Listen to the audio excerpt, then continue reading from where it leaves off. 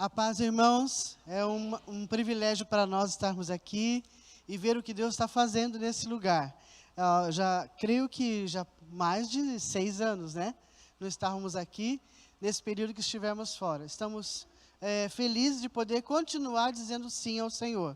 Eu sempre tenho dito que Deus continua chamando jovens, mas Deus continua chamando pessoas também. Os meus brancos estão pintados, mas eles estão aqui, chamando pessoas que já têm também uma caminhada com Deus.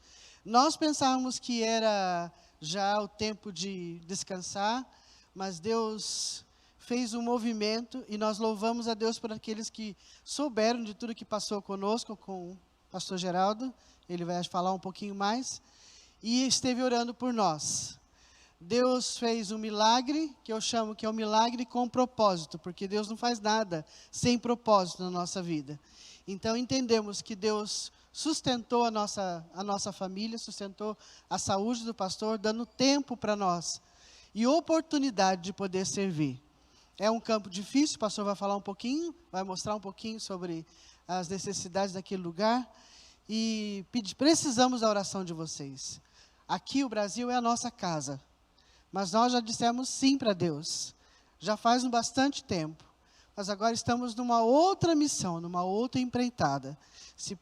A irmã sabe, a língua parece que é igual, mas não é igual, os costumes também não são iguais, a cultura é diferente, e nós precisamos de oração, porque o desafio é muito grande, não sai o espanhol de vez em quando ainda, o desafio é muito grande.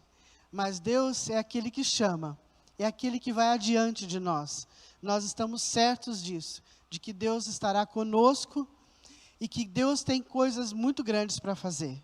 Que Deus possa colocar no seu coração, orar por nós, apoiar-nos, se possível, para que o reino de Deus avance. Os tempos do fim estão próximos. E quanto mais nós pudermos estar dispostos a estar na frente da seara, servindo, amém. Se você não pode ir, vá através das nossas vidas, orando e apoiando, para que nós possamos levar o reino de Deus em lugares onde o evangelho foi mais forte. E hoje, as igrejas são pequenas, o povo não quer saber de Deus. Mas quando Deus entra, Ele faz o seu movimento, e nós cremos nisso. Muito obrigado, pastor, família, por nos receber aqui nessa igreja, que também é a nossa casa. Obrigado por esse tempo, em nome de Jesus. Amém. Um bom dia para todos. Graça e paz da parte do Senhor. É uma honra enorme poder estar aqui, rever esta igreja, que a gente viu os humildes começos, né? E estar hoje aqui, ver o que Deus tem feito, está fazendo e ainda vai fazer, a gente se alegra muito. Nós estamos sendo enviados agora para a área Mediterrâneo Ocidental, que compreende esses 4 países, Portugal, Espanha, Itália e França. Mas também a Igreja Nazareno entrou no país 164 há uns anos atrás, e até hoje não temos missionário no lugar, em Luxemburgo. E a Igreja do Nazareno está nos pedindo para dar um apoio ao trabalho, porque ali, naquele lugar, precisa de um missionário para ajudar uma média de 20 pessoas que está naquele país e ainda não tem um pastor ou um missionário para cuidar daquelas pessoas. Quando fala-se de Europa, todo mundo fica assim, agora você vai para a Europa, mas eu quero convidar a gente para ir comigo para a Europa, eu não quero ir sozinho. Não queremos ir sozinhos, porque na realidade a gente está indo para uma região bem difícil. Eu gostaria que passasse a próxima lâmina. Rapidamente eu quero falar um pouquinho do país, dos países. A Igreja do Nazareno, que nós vamos nesta área, a Eurásia, toda a região da Europa e uma parte da Ásia, hoje tem 7.892 igrejas. Tá certo? Então, a quantidade de igrejas que estão lá. Pode passar, esse material vai ficar, e depois, se quiser compartilhar com missões, pode fazer. Nós, atualmente, na Eurásia, temos 317 mil, mais de 317 mil membros da Igreja do Nazareno. Tá? Pode passar. Nesta área temos 1.966 pastores, é a quantidade de pastores que nós temos nessa região. Pode passar? Temos 829 ministros ordenados. Se nós somarmos Distrito Campinas, Distrito São Paulo, Distrito Nordeste Paulista, Nordeste... todos os distritos de São Paulo, que são 5 ou 6, nós vamos ultrapassar isso tranquilamente. Mas em toda uma região com 43 países, temos apenas 829 ministros ordenados. Pode passar? A área que vamos é essa. Esta área, temos apenas 2.233 membros. 39 ministros ordenados, 4 distritos. Quem conhece essa linguagem sabe que são lugares onde uma quantidade de igrejas nazarenos se compõe, essa quantidade compõe um distrito. Temos 19 ministros licenciados e 45 igrejas organizadas. Em 4 países, estamos falando. Ok? Pode passar? França, a igreja chegou em 1977. Atualmente, tem 375 membros. As outras informações estão aí. Eu quero destacar isso. 77, calcule os anos e veja quantas igrejas tem. Pode passar. Itália, a igreja chegou em 1948. Tem apenas 255 membros. 48. Quem nasceu em 48 aqui? Ninguém. Olha que coisa. 48. Portugal, a igreja chegou em 73 e tem apenas 1.096 membros. Pode passar? A Espanha, a igreja chegou em 81 e tem 600 membros. Então, o total disso tudo está 2.300 mais ou menos membros. Uma igreja que começou em 1948. E nós estamos nesse processo de ver um movimento de Deus através do povo de Deus. Então, estamos indo para apoiar e ajudar esses 4 países: Espanha, França, Itália e Portugal. Pode passar? Quais são os desafios que nós temos hoje em Portugal? A Igreja do Nazareno, em Portugal, está envelhecendo, né? É uma igreja já antiga, pastores carecem de uma geração mais jovem. Claro que eu não sou essa geração. Eu já estou chegando aos 70, né? Mas, graças a Deus, nós ainda estamos velhinhos para poder fazer alguma coisa por um país. E a gente está se doando por isso. Muitos pastores vão se aposentar. Hoje tem pastores com quase 80 anos de idade na igreja. E poucos jovens pastoreando a igreja. Consequentemente, essa ausência de um desenvolvimento integral da igreja torna-se difícil o trabalho. Tá certo? Não estou criticando os colegas pastores, mas se não tem obreiros, a igreja não pode crescer. Tá bom? Então, as igrejas precisam continuar a descobrir algumas formas novas de evangelismo. Pode passar. Na Espanha, muitos imigrantes que vão para a Espanha, gente aqui da América do Sul, América Central, vai para lá e quando chega lá, eles têm a oportunidade de passar 3 anos e logo se tornar um espanhol. Então, consequentemente, vão em busca de melhor condição de vida. Consequentemente, o evangelho fica em segundo plano. Tá certo? Pode passar. Na França, hoje, a grande dificuldade é um dos países mais secularizados que nós temos na Europa e no mundo, poderíamos dizer assim. Hoje é muito difícil plantar uma igreja nesse lugar. A igreja encontra dificuldades para o seu desenvolvimento naquele país. Souberam há poucos dias agora que a França colocou na sua lei a questão do aborto, né? Então, aí, vocês já podem notar mais ou menos essa realidade. Pode passar. A Itália, nós temos ali a sede do catolicismo romano. Temos ali Roma, a igreja católica predominante na região. E aqui, com todo respeito às pessoas, membros desta igreja, mas a gente sabe a grande dificuldade, a religiosidade que vive aquele país. E muitos se acham religiosos sem ter uma religião. Tem esse detalhe também. Pode passar? E o nosso ministério lá vai ser esse. fomentar atenção e cuidado a uma nova geração. Não sei se sabem, nós, como ministério aqui em Campinas, nós criamos o Nazatim como uma filosofia, não foi só um movimento. Fizemos uma filosofia de trabalho e a gente está com o propósito de levar esse espírito da nova geração. Inclusive, agora já criamos aqui com os adolescentes, que não são mais adolescentes, são médicos, empresários, profissionais das várias áreas, a Next Mission. Next Mission é uma missão que aqueles garotos daquela época se uniram e vão trabalhar aqui em Campinas, preparando missionários e enviando missionários para esta área que nós vamos servir. Então, passou aí, volta um pouquinho para mim, por gentileza. Está lá ainda? Aqui não está mais. Então, não, aqui. Vamos mentorear, capacitar e treinar novos pastores. Vamos trabalhar um pouco com a educação. Nós vamos trabalhar com evangelismo, discipulado, plantação de igrejas contemporânea, estudar, estimular um pouco a identidade nazarena contextual e apoiar a diáspora portuguesa e a diáspora hispana. O que está acontecendo? Muita gente chegando, muitos imigrantes, e a igreja está apenas trabalhando com imigrantes nesses 4 países. Nenhum problema, vamos continuar com isso, mas nós queremos ganhar os nativos desses países.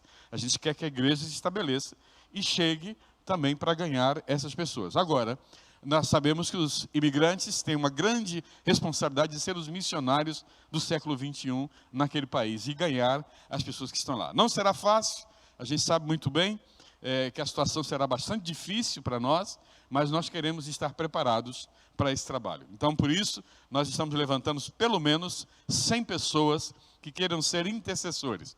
Queremos o e-mail dessas pessoas, o pastor vai falar depois sobre o material que a gente tem, e a gente quer receber o apoio dessa igreja para orar por nós, para que a gente possa realmente estar ali dispostos a fazer o melhor. Estou saindo de um momento bastante difícil que nós enfrentamos, durante 5 anos trabalhando ali nos 3 países, Colômbia, Equador e Venezuela.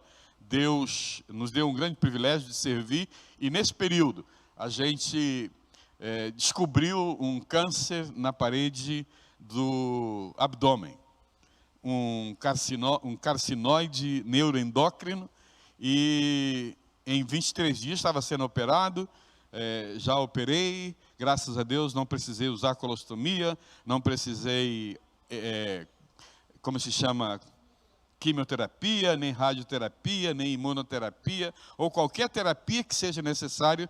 Deus me cuidou, e já estamos há 3 meses da cirurgia. Eu pensei que a gente não ia poder ir, mas o Conselho Médico da Missão da Igreja Nazarena nos Estados Unidos já se reuniu e disseram: vocês têm que ir, nós precisamos de vocês. Então, estamos indo para um contrato de 2 anos, com mais 2 anos de renovação de contrato. Então, queremos estar dispostos, servindo ao Senhor e movimentando o trabalho ali. Por isso, o Brasil tem uma grandíssima responsabilidade. E a gente vai precisar dos apoios dos pastores para enviar obreiros, gente que está se transferindo para lá, para se unir a nós e a gente fazer o trabalho. Queremos chegar e visitar vocês o mais pronto possível, para, quem sabe, já estabelecer um ponto ali de ministração, para que o Senhor possa realmente fazer o trabalho. Vamos inicialmente ficar em Lisboa como base, mas a possibilidade é de irmos para o norte. Coimbra ou Porto, esse é o plano que estamos tendo para depois morar. Vamos ficar em Lisboa no início ali, porque vamos precisar adaptar-nos à nova cultura, mas o plano é chegar a Coimbra ou a Porto, ou lugares próximos ali, onde a gente vai estar, para ficar mais perto da Espanha, porque vamos estar viajando esses 5 países, tá bom? Deus abençoe vocês, conto com as suas orações, e quero convidá-los a que se ponham de pé, e quero ler um texto da Palavra de Deus, que se me ajuda a mídia para colocar, o texto de Eclesiastes, capítulo 9, versículo 8. É um texto muito conhecido das Escrituras Sagradas, e eu acho que ele vai nos ajudar a gente ter assim uma palavra muito boa. Veja só o que diz essa versão: que as suas vestes sejam sempre brancas e nunca falte o óleo sobre a sua cabeça. Vamos ler juntos? Vamos lá?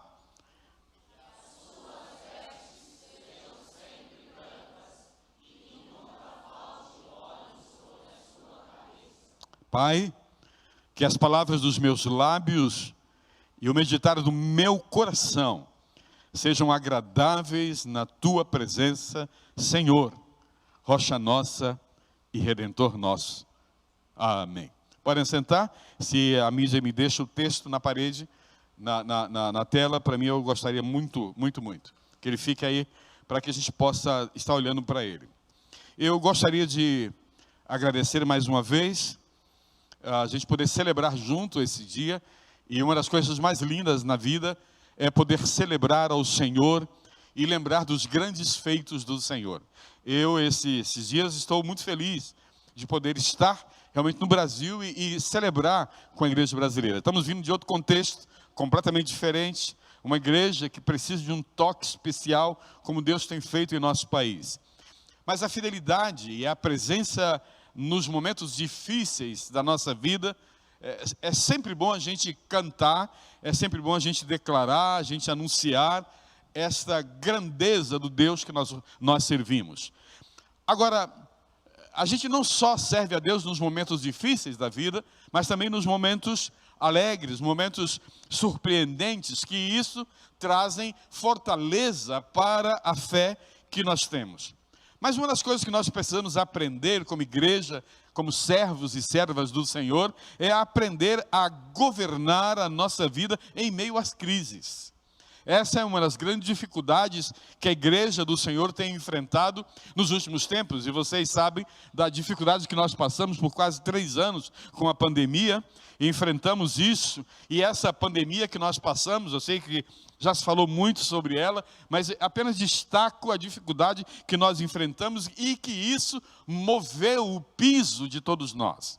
Não sei como você ficou, mas quando chegamos ao campo missionário, um ano ainda se adaptando àquela realidade, chega essa pandemia e foi um dos tempos mais difíceis, mas um dos tempos melhores para a gente começar a refletir os valores importantes que nós precisamos ter como igreja. E por tal razão, irmãos, Deus colocou no meu coração hoje ministrar sobre como e quão importante é administrar a nossa vida pessoal e a nossa vida espiritual, para a gente poder estar sempre preparado diante das batalhas da vida. Porque a gente sabe muito bem que quando nós viemos para o Senhor Jesus, a gente sabe que muitas lutas vão chegar, decisões importantes tomamos e a crise que vamos enfrentar ao longo. Particularmente, quando eu vim para o Senhor Jesus, em 1968, lá bem atrás, eu me lembro das dificuldades que encontrei quando eu experimentei a relação com o Senhor Jesus Cristo. O missionário levou o evangelho para nós, em nossa casa. Eu era o único, uma mãe espírita, um pai alcoólatra, que depois se suicidou. E dentro de casa, quando abria a Bíblia, a minha mãe praticamente vivia possuída quando essa Bíblia era aberta. E ela caía como uma serpente no chão. Era uma coisa horrível, e ver aquela realidade, a crise que enfrentei com 13, 14 anos de idade, de poder experimentar aquela realidade. Mas o importante que nesta manhã eu quero trazer, e eu não quero me limitar a uma experiência de 1968, porque eu acho que o importante hoje eu estou construindo o meu legado, nesse momento da nossa vida, é o nosso hoje, é o nosso momento, onde a gente marca o referencial do nosso futuro, é lá que nós vamos chegar, e ele começa hoje, o meu futuro já está hoje aqui. Claro que agora, muito mais do que muitos de vocês, eu tenho menos tempo de vida, e eu quero usar esse menos tempo de vida para tornar conhecida a pessoa de Jesus, tornar ele a pessoa importante. Cada vez mais, digo como apóstolo Paulo, estou incumbido da defesa do evangelho. Por isso, eu vou precisar ainda mais aprender a governar a nossa vida,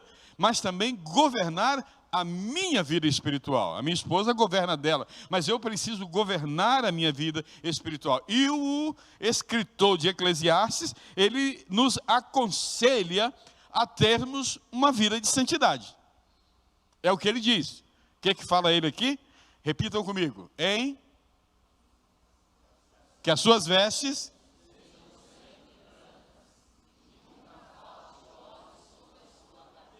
Então, meus irmãos, a luz que brilha na face de um cristão, de uma pessoa que se compromete com o Senhor, nunca poderá ser obscurecida pelo pecado. Guarde bem isso. Eu costumava dizer para os alunos, e quem mais dizia isso era o pastor Felício, depois eu assumi essa realidade, dizendo que uma boa teologia bíblica, e talvez sistemática, ela parte da boa definição de pecado.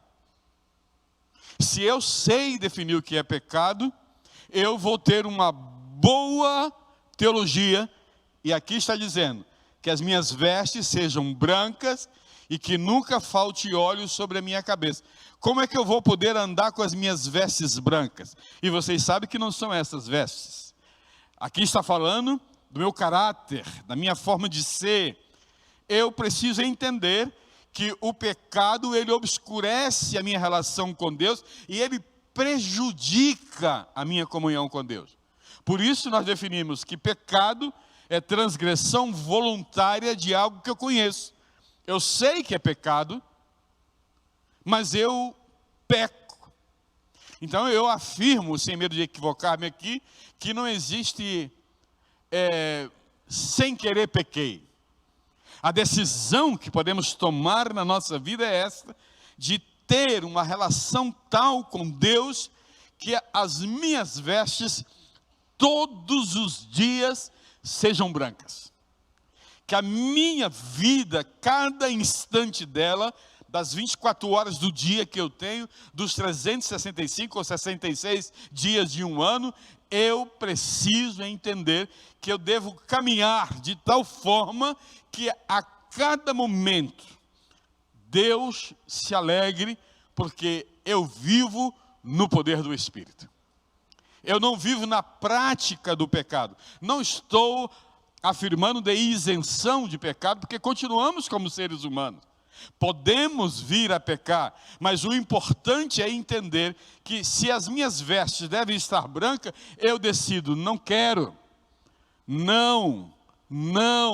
Essa decisão aqui eu não tomo, porque ela vai me afastar de Deus. Então, vestes brancas e óleos sobre a cabeça são sinais de alegria e preparação, e isso se refere a uma vida de santidade. Mais do que nunca, irmãos, mais do que nunca, esses últimos tempos que nós estamos vivendo, é tempo da igreja se alertar com esta realidade. Se nós quisermos impactar o mundo, se nós quisermos ser instrumentos de Deus aonde quer que estejamos, precisamos entender que as minhas vestes têm que ser brancas, o óleo deve estar sobre a minha cabeça, e esse óleo simboliza o Espírito Santo, me dando poder para viver. Imagine só, estou caminhando, quem está caminhando aqui? Aí, se soubesse meu nome, já diria Geraldo. E eu diria, quem habita em mim? Então, quem está caminhando? Tá, vou dizer, muito prepotente esse pregador. Não, mas eu não quero dizer isso. Não estou sendo um prepotente. Eu simplesmente estou dizendo que a divindade habita em você. O Espírito Santo está na tua vida. E as pessoas precisam entender que quando você anda, a tua atitude, o teu proceder, o teu modo de ser, deve ser um modo que dê referência àquele que está dentro de você. Me explico? Torno isso mais claro um pouquinho? Não quero ser orgulhoso aqui, Geraldo é... Não, só estou dizendo que a igreja que foi lavada e remida pelo sangue do Cordeiro, essa igreja não pode viver com as vestes sujas. Suas vestes devem ser brancas. Diversos textos da palavra de Deus falam a respeito disso. Apocalipse 3:5 diz que o que vencer será vestido de quê? De vestiduras brancas. Olha só que coisa maravilhosa. Isaías 1:8 diz, isso fala de revestimento espiritual que Deus dará aos que fielmente e puramente se mantêm livres da contaminação do mundo. Eu não posso permitir, Geraldo, que a contaminação do mundo que nós estamos vivendo penetre na minha vida a ponto de afastar-me do Senhor. Não posso. Não posso. 1 Pedro 1, 15, 16, diz que sede santos. Ou seja, que tenhamos a natureza desse Deus que espera que os seus filhos sejam santos. Santos. Quando eu olho para você, eu preciso discernir a santidade de Deus na tua vida. A imagem de Deus foi resgatada em ti, a semelhança. 2 Pedro 2,9 diz que os que creem em Cristo e já experimentaram a salvação, eles são o quê? Raça eleita, sacerdócio real, nação santa, povo de propriedade exclusiva de Deus. Notem essas palavras, porque muitas pessoas pensam que santidade é sinônimo de severidade. Mas, no entanto, meus irmãos, Deus não proíbe prazeres e alegrias, desde que esses prazeres e alegrias não impeçam você de servir a Ele. Essa é a palavra para nós nessa manhã. É a integridade de vida, é como eu posso realmente entender. E Salomão atesta esse fato quando ele diz em Eclesiastes capítulo 11, versículo 9, alegra-te, jovem, na tua juventude, recreie-se o teu coração nos dias da tua mocidade, anda pelos caminhos que satisfazem o teu coração e agradam aos teus olhos. Agora saiba, porém, de todas as coisas Deus te pedirá contas. O que acham dessa rápida exposição que estou dando nesse momento? Como que você entende a vida cristã? Eu não posso captar mais uma igreja sem poder. E o poder que eu estou falando aqui é esse poder do Espírito, porque Deus requer apenas que nós desfrutemos do prazer e da alegria de andar na sua presença. Eu não preciso andar com a cara feia, mesmo que a minha cara às vezes é feia, né? E alguns nem se aproximam de mim, porque me acham meio sisudo, mas eu brinco às vezes que sou uma pessoa, não uma brincadeira, mas dizendo às vezes que eu sou introvertido, sou uma pessoa que às vezes se fecha. Eu logo que faço amizade, aí parece que arreganho um pouquinho mais os dentes.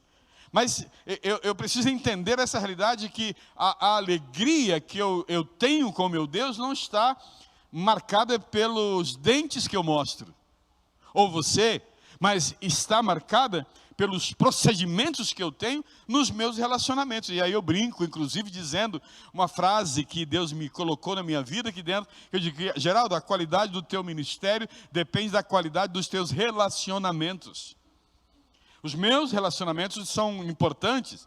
Então Paulo enfatiza muito essa questão das vestes brancas, do óleo sobre a minha cabeça. Mas como? Se é uma expressão do Velho Testamento, como que Paulo destacou isso? E ele disse, em 1 Tessalonicenses capítulo 5, versículo 23, que os irmãos decoraram no passado, eu também decorei lá no seminário, no senhor Elton Wood, quando deu para nós, que ele diz assim, o mesmo Deus da paz vos santifique em tudo. Olha só, e o vosso o quê?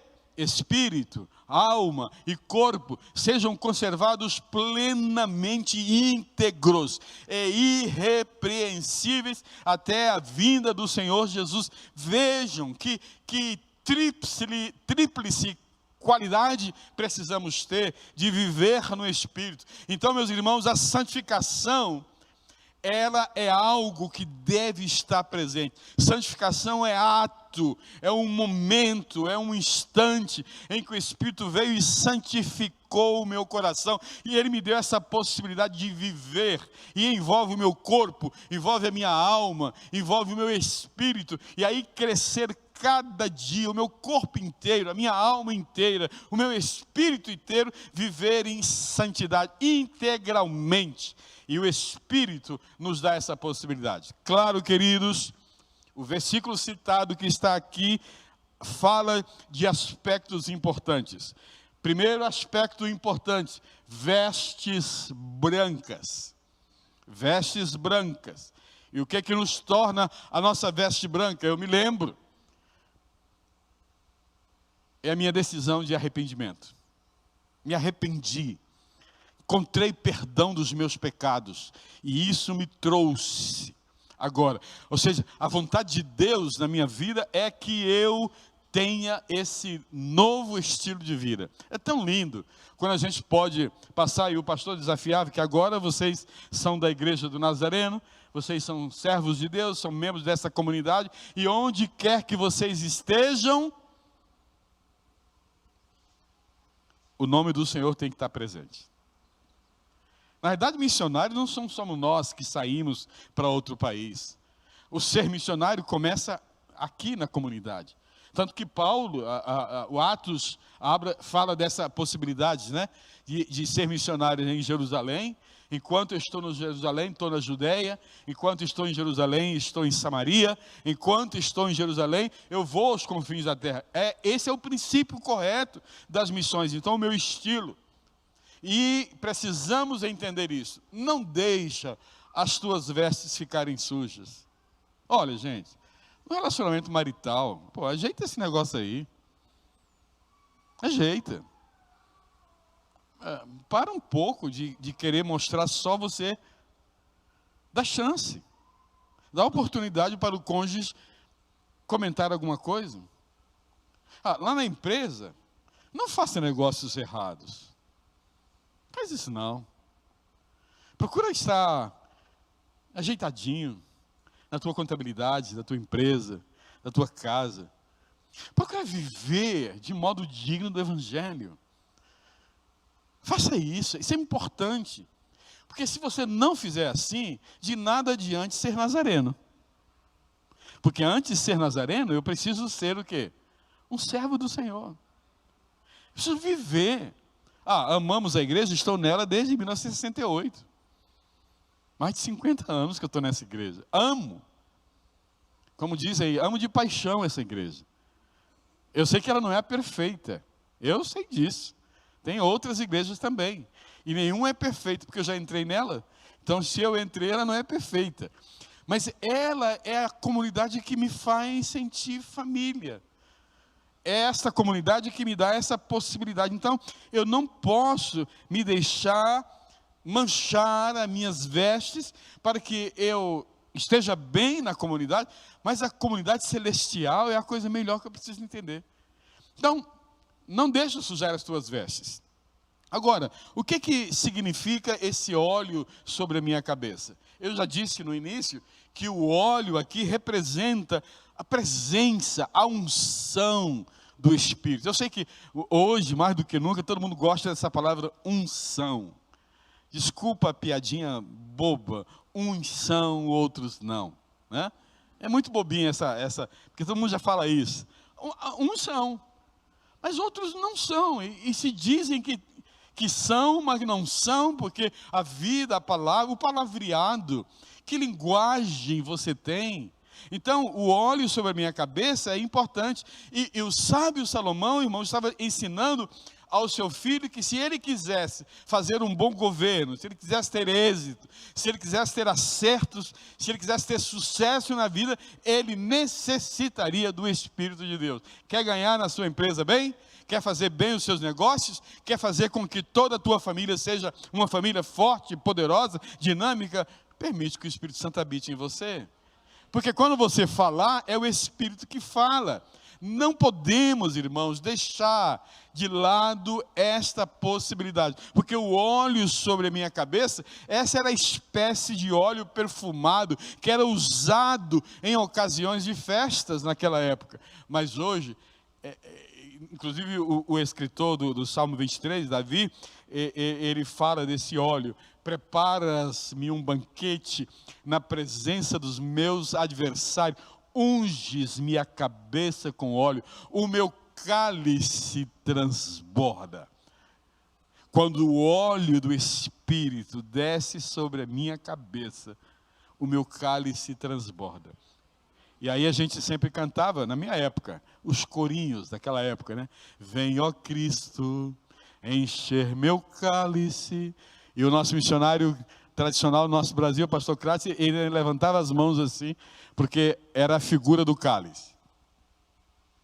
E muitos de nós fazemos isso quando cantamos, já notaram?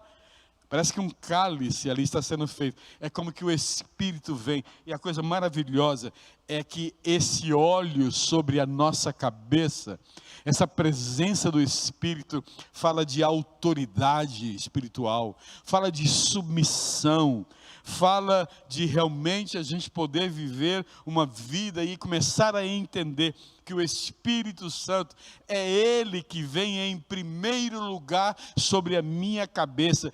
E essa figura de comando, essa figura de governo, essa figura aponta para o sacerdócio. É por isso que quando nós entendemos Efésios 4:11, que Deus concedeu uns para pastores. Tem 5 dons lá. Eu digo que tem 4, porque para mim todo pastor tem que ser mestre e todo mestre pastor. Mas quando olhamos ali, a função daqueles 5 é para capacitar a igreja para o ministério. E aí eu preciso entender, se a igreja começa a entender que o seu trabalho é desenvolver ministério na comunidade onde ela está inserida, nós vamos ver coisas acontecendo. Quer ver movimentação? Que as suas vestes sejam sempre brancas e que nunca falte óleo sobre a sua cabeça. Nunca, nunca pode faltar óleo sobre a minha cabeça. Que o Senhor, irmãos, possa usar a tua vida, possa usar o teu ser de uma maneira poderosa. Que Ele, esta manhã, possa tocar o teu coração, dizendo a ti, nesta manhã, que você precisa fazer um pacto de santidade com Ele. Não vamos dar nenhum papel para você assinar termo de compromisso conosco. Porque não adianta um papel assinado por você e dar para nós. Mas o que adianta é quando o teu coração mostra de que em ti há sim uma novidade de vida, que as tuas vestes encontram-se limpas na presença do Senhor, que Ele tem santificado o teu coração, tem dado a você a possibilidade de viver de uma forma tal, que Ele seja honrado na tua vida. Você quer isso, meu irmão? Minha irmã, você está disposta a viver de uma forma diferente nesses dias difíceis que nós estamos vivendo? Graças a Deus pelo movimento no Brasil. E quando eu falo movimento, não falo da forma pejorativa de movimento. Eu falo do mover do Espírito em nosso país. Nas igrejas que nós frequentávamos, tanto no Equador como na Colômbia, é difícil conseguir uma igreja com 100 pessoas. Chegamos à Colômbia e encontrei uma com mais de 10 mil. Na Venezuela, um dos países mais perseguidos da nossa América, o mover de Deus é grande. E nesses dias eu aprendi lá, que quanto mais perseguição temos, mais o corpo de Cristo cresce. É difícil o amém nessa hora. Porque afinal, nós não queremos mais problemas, porque já temos o suficiente. Não é verdade, humanamente falando? Mas eu digo a você, nós estamos muito tranquilos. Que o Espírito de Deus nos inquiete. É por isso que eu questionei a Deus, Senhor, não está na hora já desse velho aqui descansar um pouco? Senhor, já vou para 70, me deixa em Campinas, minha casinha está lá. Eu tenho amigos, mas por que me leva outra vez? Bom, uma coisa eu posso dizer. Um dia, depois que eu abandonei a empresa que eu trabalhava, Furnas Centrais Elétricas, assessor da presidência em Furnas, hoje eu poderia estar muito aposentado com um salário maravilhoso. Mas ainda estou servindo. E naquele dia eu disse, Senhor, eu vou. Custe o que custar. O preço tem sido caro. Confesso. Você conhece um pouco da minha luta. Caro. Já não está na hora de eu ficar, porque eu já cumpri, Senhor. 43 anos de pastorado. Não é bom eu parar agora e ficar só dando palestras, compartilhando? E a voz que eu ouvi disse: está louco, Geraldo? Está doente? Estou, Senhor. Você não está doente, Geraldo. Você precisa anunciar ainda o que eu preciso falar. E como estamos fazendo, nós queremos que você também faça isso. Vamos ficar de pé um pouquinho? Pai, como somos gratos a Ti nesta manhã, pela Tua presença nas nossas vidas. Agradecemos a Ti, Senhor, porque Tu és não só o nosso Salvador, mas o nosso Senhor. E a nossa oração nesta manhã, Pai, é que as nossas vestes sejam sempre brancas e que nunca falte o óleo sobre a nossa cabeça. Posso dizer, como outras palavras, que a minha vida seja santa e que o Teu Espírito nunca deixe de habitar em minha vida.